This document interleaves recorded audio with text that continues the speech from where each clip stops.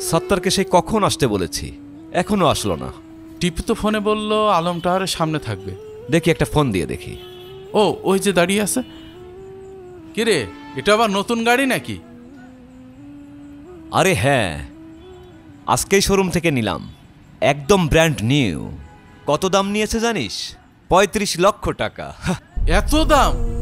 আরে আমার এই গায়ের কোটটা দেখছিস না, এটার দামই তো ৩৫,০০০ টাকা। আর এই চশমাটা, এটাও ১২,০০০ টাকা। তুই টাকা পয়সা একটু হিসাব করে খরচ কর। আরে আমার নিজের ব্যাংক অ্যাকাউন্টে কোটি কোটি টাকা, যা আমার ছেলেরা নিশ্চিন্তে যুগের পর যুগ বসে খেতে পারবে, চাইলে টাকা দিয়ে গোসলও করতে পারবে। শোন বন্ধু, তোর একটু হিসাবই হওয়া দরকার। আহ, বাদ দে তো, চল নতুন গাড়িতে তোকে নিয়ে একটু ঘুরে আসি। এই ওঠ যা।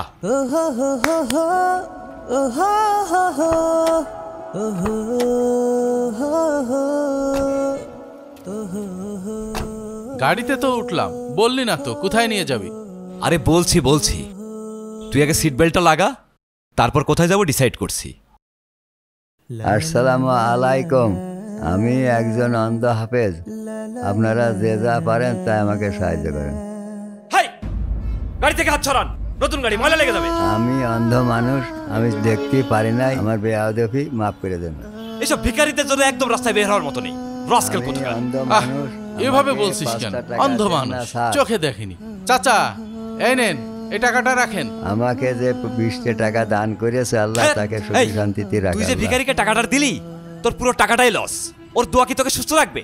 বন্ধু, দোয়া অনেক মূল্যবান জিনিস, ভাগ্যের পরিবর্তন ঘটাতে পারে। দোয়া দিয়ে কিচ্ছু হয় না, বুঝলি?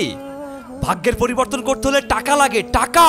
এই আমাকে দেখ, কি নেই আমার? টাকা পয়সা, গাড়ি বাড়ি, সম্মান সব আছে। সবকিছু টাকা দিয়ে হয় না।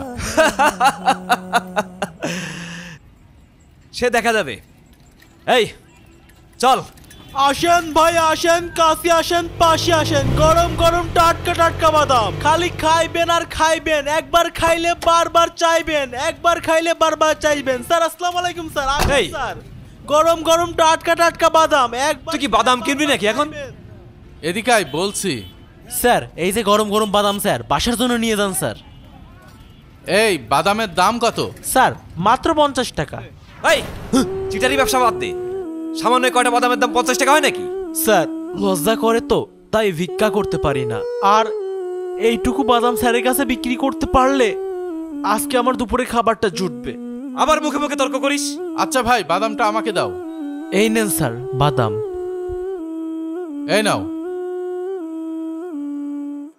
বাদাম কিনে কিছু দূর যাওয়ার পর টিপু ও সাত্তার একটা অ্যাক্সিডেন্টের শিকার হয়।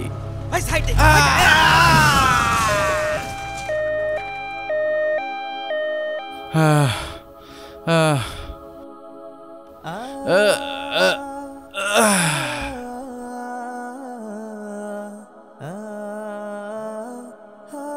আমি তো আল্লাহর রহমতে বেঁচে গেলাম, টিপুর কি হয় আল্লাহ জানে।